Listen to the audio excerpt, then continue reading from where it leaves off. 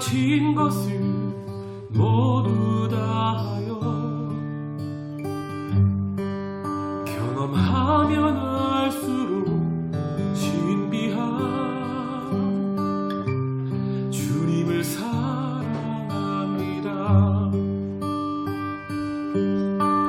주님 사랑합니다. 내가 진 것을 모두 다하여 경험하면 알수록 신비한 주님을 사랑합니다. 사랑합니다. 나의 예수님 사랑합니다. 아주 많이요. 사랑합니다. 나의 예수님 사랑합니다. 그것뿐이에요. 사랑합니다. 나의 예수님 사랑합니다. 아주 많이요. 사랑합니다. 나의 예수님 사랑합니다. 그것뿐이에요.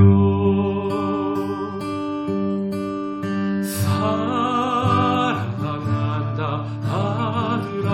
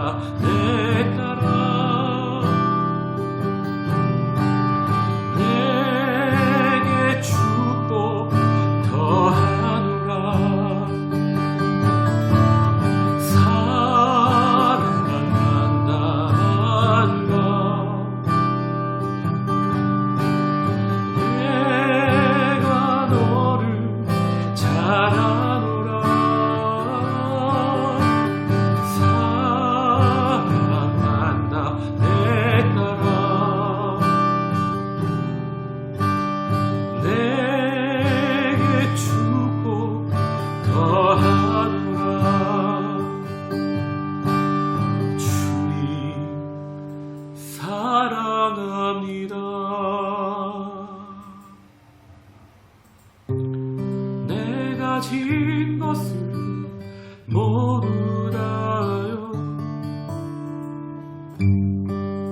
경험하면 알수록 신비한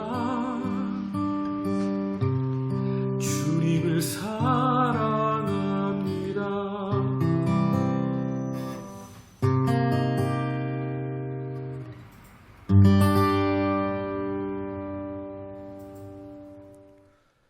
오늘 우리에게 주시는 하나님의 말씀은 신명기 29장의 말씀입니다. 10절에서 21절의 말씀 제가 봉독합니다.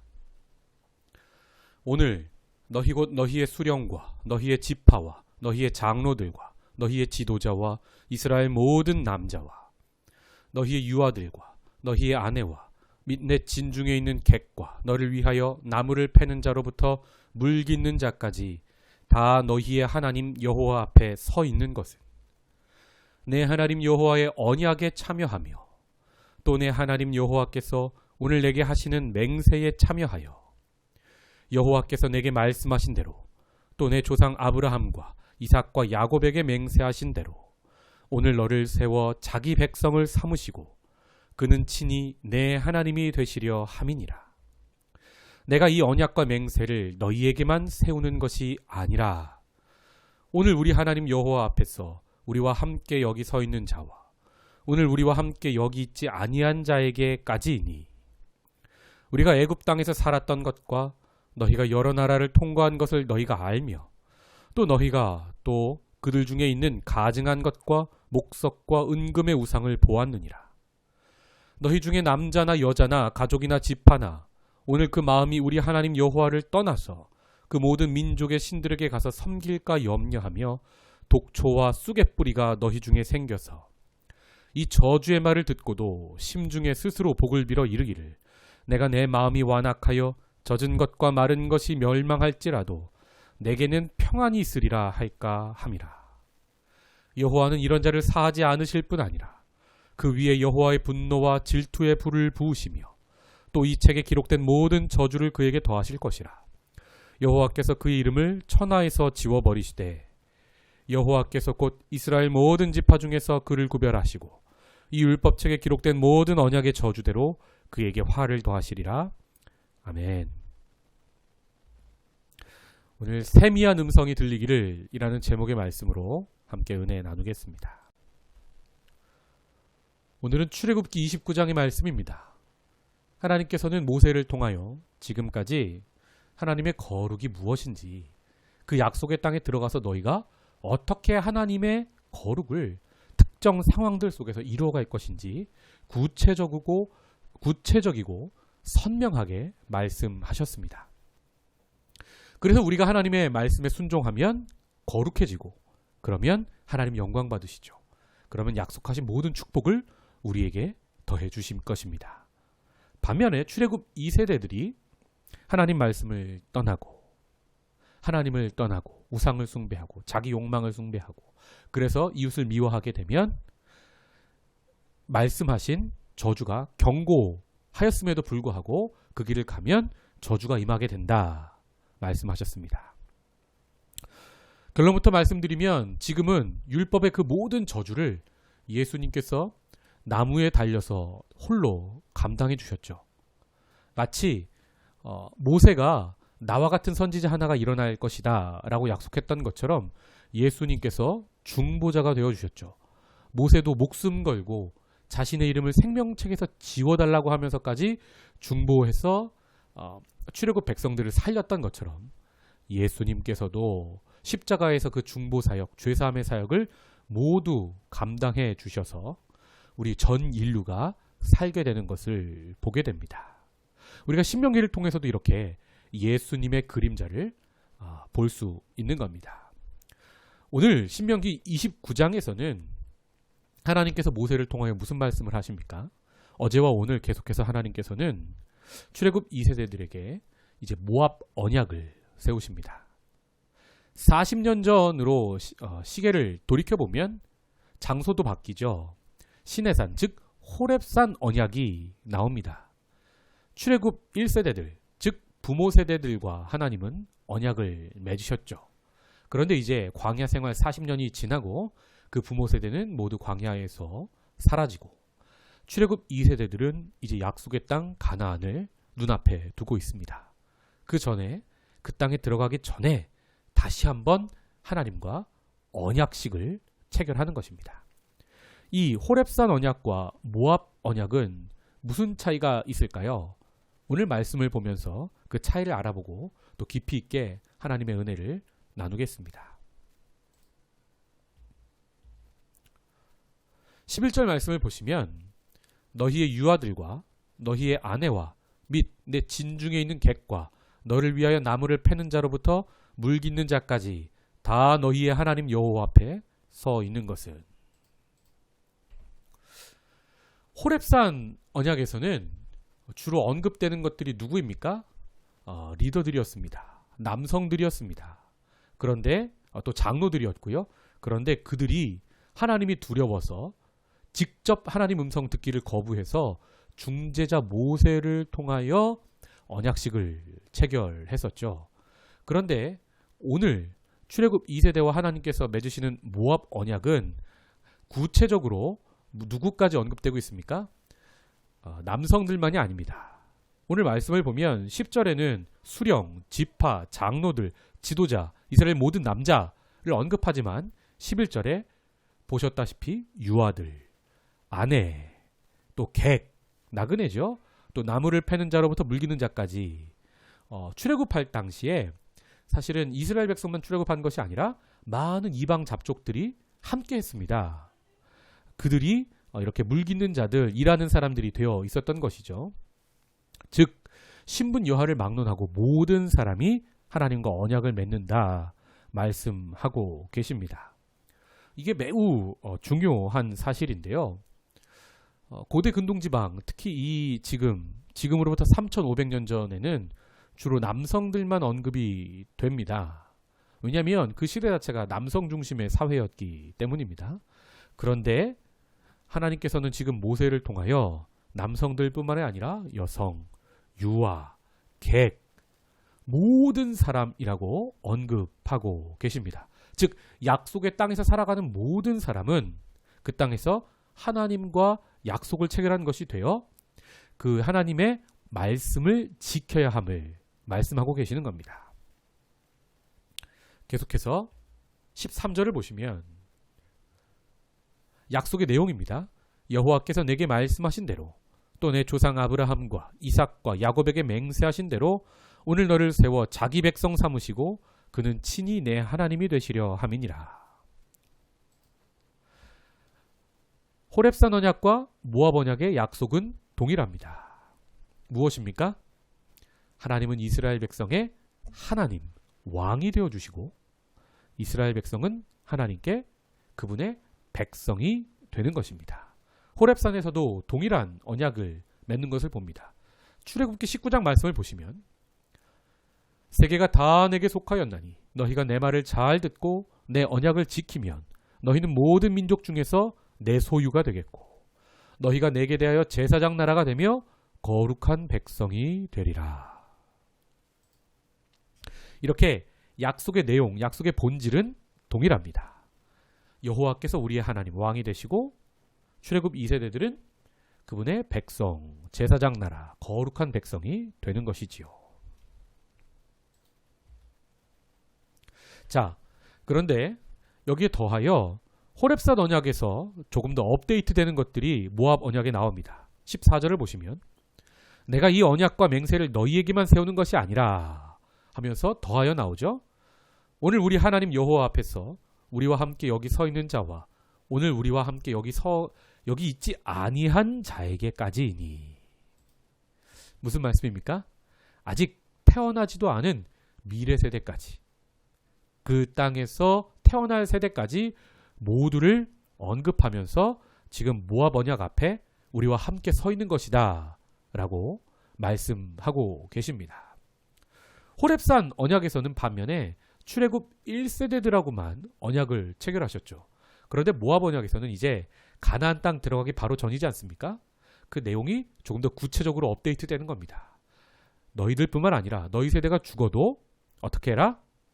신앙을 잘, 말씀을 잘 다음 세대에 자녀에게 전해서 태어날 미래 세대까지 전부 지금 내 앞에서 함께 언약을 체결한 것이다. 지금 말씀하시는 겁니다. 이것이 호렙산 언약과 모압 언약의 큰 차이점입니다. 계속해서 18절 말씀. 너희 중에 남자나 여자나 가족이나 집 하나 오늘 그 마음이 우리 하나님 여호와를 떠났어 그 모든 민족의 신들에게 가서 섬길까 염려하며 독초와 쑥의 뿌리가 너희 중에 생겨서. 또 두 언약의 차이점이 있는데요. 호렙산 언약에서 언급되지 않은 경고가 모압 언약에서는 강조되고 있습니다. 특히 지금 언급되고 있는 독초와 쓴뿌리는 무엇입니까? 하나님은요, 농부세요. 좋은 열매 맺기를 기대하시면서 애굽에서 나무를 옮겨다가 가나안 땅에 심으시는 겁니다. 그러면 하나님이 농부가 바라는 좋은 열매가 있죠. 그런데 농부가 정말 열심으로 농사를 지었는데 좋은 열매를 맺지 않고 그 나무가 독초를 맺습니다. 쑥의 뿌리를 냅니다. 농부가 그것을 뿌리채 뽑아서 불사르게 되는 거죠. 지금 모압 언약은 특별히 경고에 더 중심이 가 있는 걸 볼 수 있습니다. 요한복음 15장에서 예수님은요, 그래서 무엇라 말씀하십니까? 너희가 나를 떠나서는 아무 열매도 맺을 수 없다. 나의 안에 거하라. 특별히 요한복음 15장에서 나는 포도나무요 너희는 가지다. 즉 우리가 예수님께 접붙임 되어야만 농부이신 하나님이 기대하시는 좋은 열매를 맺을 수 있다는 것입니다. 하나님을 떠나면 어떻게 됩니까? 독초와 쑥의 뿌리가 우리 가운데 생기게 되는 것입니다. 특별히 이렇게 하나님을 떠난 자들의 특징을 모아번역에서 경고로 언급하시는데요. 19절을 보시면 이 저주의 말을 듣고도, 원어를 보시면 이 맹세의 말을 듣고도, 언약의 말을 듣고도 라는 뜻입니다. 근데 번역을 저주라고 한 것은 경고의 의미가 더 강하기 때문인 거죠. 심중에 스스로 복을 빌어, 셀프 은혜를 받는 거죠. 스스로 복을 빌어 이르기를 내가 내 마음이 완악하여 젖은 것과 마른 것이 멸망할지라도, 젖은 것, 마른 것은 모두 다를 의미합니다. 그러니까 이 세상 모든 것들은 멸망할지라도 나에게는 평안이 있을 것이다 할까 함이라. 이런 사람은 쑥의 뿌리를 맺는 거고 독을 내는 사람인 거죠. 하나님을 떠나서 이렇게 스스로 평안을 비는 자는 저주를 받을 것이다 말씀하고 계시는 겁니다. 저는 이 말씀을 준비하면서 누가 떠올랐냐 하면 창세기에 살인자 가인의 후손 족보를 보면 그 족보의 7대손 중에 라멕이 있습니다. 이 라멕이 아직 성인이 되지 않은 소년을 살해하고서는 셀프 용서를 빌죠. 그리고서는 이렇게 얘기합니다. 가인을 위해서는 벌이 7배일진데 함부로 가인을 치지 말라는 거죠. 나를 함부로 건드리면 벌이 77배일 것이다. 핵폭탄 같은 복수를 할 것이다 라는 말을 하는 거죠. 자기 스스로 용서하고 자기 스스로 복을 빌고 자기 스스로 해석해서 하나님 말씀을 자기에게 적용하는 사람, 스스로 왕이 되어버리는 겁니다. 하나님이 아닌. 이런 자는 저주를 받게 된다라는 말씀입니다. 20절 구체적으로 하나님 말씀하시기 시작합니다. 여호와는 이런 자를 사하지 않으실 뿐 아니라 그 위에 여호와의 분노와 질투의 불을 부으시며 또 이 책에 기록된 모든 저주를 그에게 더하실 것이라. 여호와께서 그 이름을 천하에서 지워버리시되, 천하만 지우면 다행이고 생명책에서 이름이 지워지면 큰일 나는 거죠. 21절 여호와께서 곧 이스라엘 모든 지파 중에서 그를 구별하시고, 원어를 보면 구별하시다가 뽑아내는 겁니다. 하나님께서 애굽에서 옮겨다가 가나안 땅에 심으셨는데 나쁜 열매를 맺으니까 농부가 어떻게 하는 겁니까? 뽑아내는 거죠. 솎아내는 거죠. 이 율법책에 기록된 모든 언약의 저주대로 그에게 화를 더하시리라. 이렇게 호렙산 언약에서보다 모압 언약에서는 경고가 더 주어지게 되는 것을 봅니다. 이유가 무엇일까요? 이 40년 광야 생활 지나고 나서 많은 것들이 변했습니다. 출애굽 1세대들은 하나님 말씀 지키지 않아 광야 생활을 겪었죠. 그런데 이제 출애굽 2세대들은 이렇게 헤맬 시간이 없습니다. 이제는 약속의 땅에 들어가서 바로 하나님의 말씀대로 살아내야 합니다. 하나님이 그렇게도 원하시던 하나님의 나라, 구약에서는 제사장 나라죠. 제사장 나라를 이제 세워야 합니다. 하나님이 그토록 천지를 창조하시고서부터 그렇게 꿈꾸셨던 그 하나님의 나라가 망가졌었죠. 이제 다시 하나님께서 세우시는 바로 그 목전입니다. 이제는 헤맬 시간이 없는 겁니다. 그래서 지금 모세를 통하여 하나님 엄히 경고하고 계시는 겁니다. 이렇게 출애굽 1세대들과는 달리 2세대들은 시행착오를 겪을 시간이 없습니다. 아니 오히려 부모 세대가 40년 동안 광야에서 불순종했을 때 어떻게 되었는지를 보았기 때문에 그들 스스로도 이제 조심하게 되는 거죠. 특별히 모세도 이제 이 설교를 마지막으로 죽게 됩니다. 마지막으로 너희들만은 제발 잘 살아다오, 헤매지 말아다오 하는 간절한 마음으로 유언처럼 설교를 하고 있는 것입니다. 오늘 말씀을 정리하겠습니다. 오늘은 호렙산과 모압 언약, 두 언약의 차이점을 함께 묵상해 보았는데요. 제가 사실 말씀드리지 않은 가장 큰 차이가 하나 더 있습니다. 그것이 무엇입니까? 바로 호렙산 언약에는 어마어마한 자연현상과 함께 하나님이 친히 임재하셨습니다. 불이 났고요. 지진이 있었고요. 나팔 소리가 들렸고요.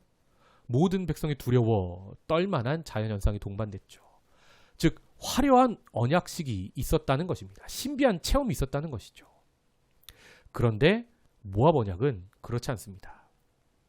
단순히 말씀만 그것도 모세를 통하여 주고 계십니다. 왜 그럴까요? 호렙산에서 하나님은 하나님이 누구신지를 친히 보여주기 위해서 임재하셨죠. 그들이 두려워할 만한 많은 자연현상으로 자신을 경외할 수 있도록 보여주셨습니다. 그러나 그 자연현상이 출애굽 1세대들이 로 하여금 하나님 말씀을 지키게 했습니까? 아니죠. 그들은 불순종했습니다. 그래서 광야 40년의 훈련을 받게 되었습니다. 반대로 출애굽 2세대들은 모압에서 모세를 통하여 하나님 단순한 말씀만으로 언약식을 체결하고 있습니다. 자연현상이 필요 없는 겁니다. 정말 중요한 것은 무엇입니까? 우리로 하여금 하나님 말씀을 듣게 하고 순종하게 하는 건 사실은 어떤 신비한 체험들이라기보다 하나님 말씀 그 본질 자체입니다. 그래서 하나님은 두 번째 언약을 체결하는데 불필요한 모든 것들은 제하시고 말씀만 주고 계십니다. 구약에서 이런 장면을 하나 더 목격할 수 있습니다. 신비한 자연현상 가운데, 신비한 체험 가운데 하나님의 음성이 들리지 않고 오직 세미한 음성 가운데 하나님의 음성을 들은 사람이 있는데요. 그 사람이 바로 엘리야였습니다. 왕상 19장 11절 여호와께서 이르시되 너는 엘리야입니다. 나가서 여호와 앞에서 산에 서라 하시더니 여호와께서 지나가시는데 여호와 앞에 크고 강한 바람이 산을 가르고 바위를 부수나 바위가 부서질 정도의 바람이 있었는데요. 바람 가운데 여호와께서 계시지 아니하며 하나님 음성이 들리지 않습니다. 바람 후에 지진이 있으나 지진 가운데서도 여호와께서 계시지 아니하며 또 지진 후에 불이 있으나 불 가운데서도 여호와께서 계시지 아니하더니 불 후에 세미한 소리가 있는지라. 아멘. 그리고 엘리야는 이 세미한 하나님의 음성을 듣고 마지막 사명을 불태웁니다. 그래서 세 부류의 사람에게 기름을 부으라 하시죠. 하사엘 왕에게, 엘리사에게 또 여러 사명들을 주셨습니다. 그것을 완수하고 엘리야는 불말과 불병거를 타고 하늘로 승천하게 됩니다. 성도 여러분, 우리는 어려운 시대를 살면서 동시에 앞으로 더 어려워질 시대를 준비하는 사람들입니다. 우리가 엘리야처럼 그리고 모압에 서 있는 출애굽 2세대들처럼 하나님의 음성을 듣기를 원합니다. 화려한 신비한 체험 속에 하나님은 계시지 않습니다. 하나님은 세미한 음성 가운데 우리에게 사명을 지금도 주고 계십니다. 그 세미한 음성을 매일 아침 각자의 골방에서 들으시기 바랍니다. 그 음성 안에는 우리를 살리는 축복이 있습니다. 그 음성 안에는 다음 세대를 준비하라는 하나님의 우리에게 주시는 사명이 있습니다. 주님의 몸된 교회를 향한, 그리고 주님 오실 때까지 가정을 지킬 수 있는 그런 방법과 복과 모든 사명을 담아서 말씀하고 계십니다. 그 세미한 음성을 듣고 앞날을 잘 준비하는 저와 여러분이 되시기를 주님의 이름으로 축복합니다. 기도하겠습니다. 하나님 감사합니다. 호렙산 언약과 달리 모압 언약에서 출애굽 2세대들에게 단순한 말씀으로만 하나님의 음성을 전해주신 하나님, 우리도 매일 아침 하나님의 세밀한 음성을 듣기 원합니다. 우리에게 무엇을 말씀하고 계십니까? 하나님의 거룩을 담게 하여 주시옵소서. 하나님 아닌 것을 하나님으로 삼았던 것을 하나님보다 더 의지하였던 모든 것을 내려놓는 시간이 되게 하여 주시옵소서. 나의 안에 거하라는 주님의 음성을 듣고 순종하여 좋은 열매 맺어 농부이신 아버지의 기쁨이 되는 우리 될 수 있도록, 그런 가정, 그런 인생, 그런 교회 될 수 있도록 은혜도 하여 주시옵소서. 예수님의 이름으로 기도하옵나이다. 아멘.